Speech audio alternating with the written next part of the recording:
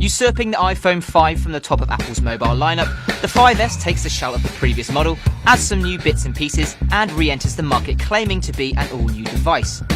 But does it bring enough to the game to justify itself as a top-end smartphone, or to compete against the likes of Samsung, Sony and HTC's powerful flagships?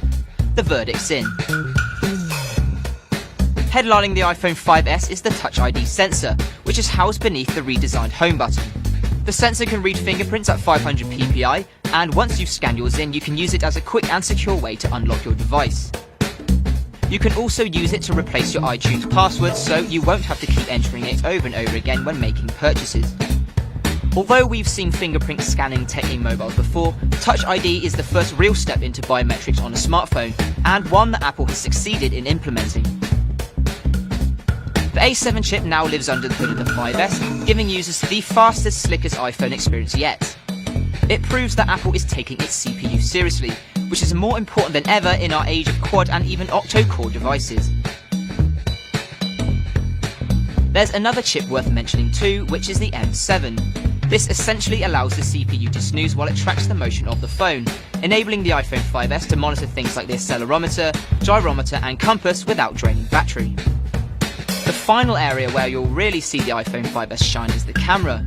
Apple has kept the sensor at 8 megapixels but has pushed for larger pixels this time round. This means the sensor is now 15% larger and results in a strong balance of sharpness and low light ability. The flash also sees an update and is now a dual LED affair.